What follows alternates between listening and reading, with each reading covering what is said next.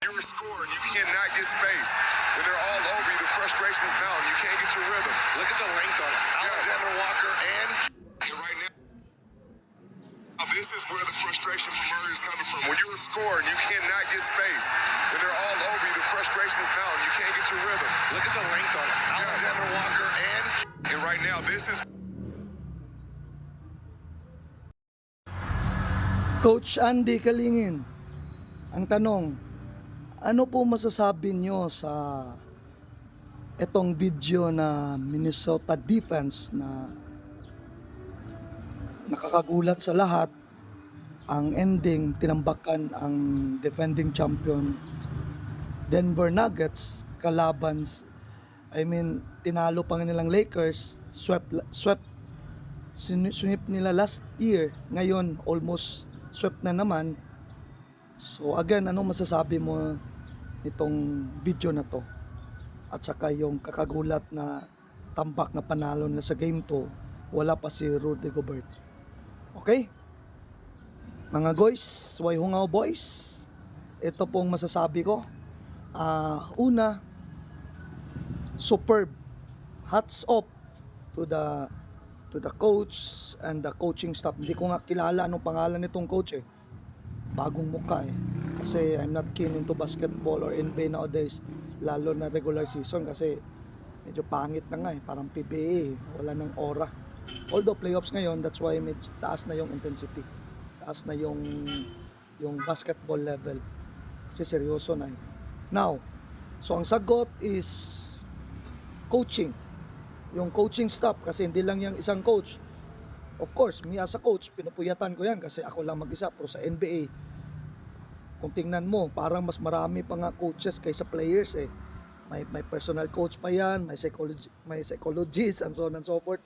May trainer, may dietitian. So, anyways, to cut the story short, ano yan? Superb scouting.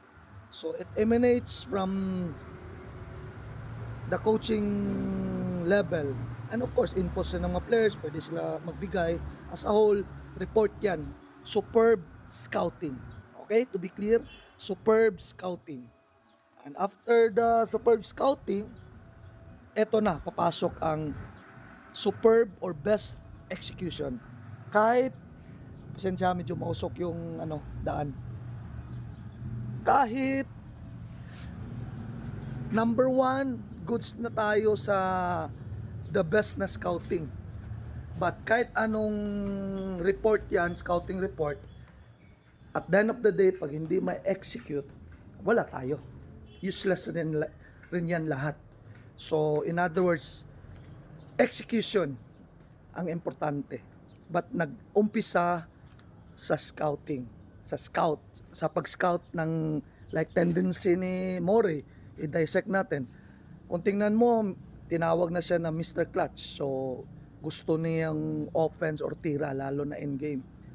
Yun yung sabi ko last video, or ginagawa ko more or less, dapat yung sa Lakers, upcourt pa, pressure na. Wala eh. Hinihintay lang anong gawin ng kalaban. So, lagot ang Lakers. Defense kumbaga for me, defense should dictate. Kung kita mo na, Stephen Curry to. So, sa full court pa lang, pressure mo na. Paano siya makakatira? Dribble siya ng dribble. What he's going to do is he's gonna pass to release the pressure. And doon, iba na namang scheme ang gawin mo. Kasi off the ball na siya eh. So, tingnan mo yung mga screen, yung conditioning level niya na takbo ng takbo, tapos siya mag-up screen, tapos siya naman mag-backdoor, and so on and so forth. So, yun yan. My point is, ano ang strong point ng player like Morey kinuha ng Minnesota? So, scout yan, then execution. And eto yung last na gusto ko emphasize, role players. Yan ang beauty ng role players. Tingnan mo, sino yung nagbantay dalawa sa video. Walang pangalan yan, halos walang sahod yan, kumbaga, kumpara sa mga feeling superstars na grabe.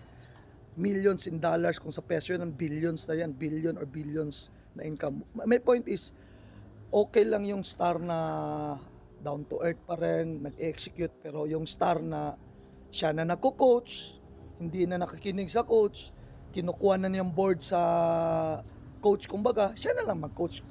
Yun yung sabi kong playing coach. So, respeto pa rin. Team tayo eh. Hindi mo kaya.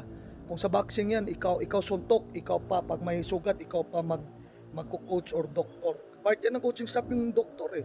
Ikaw pa mag-ano ng punas ng wound mo. So, it's a team game. It's a team game. Okay?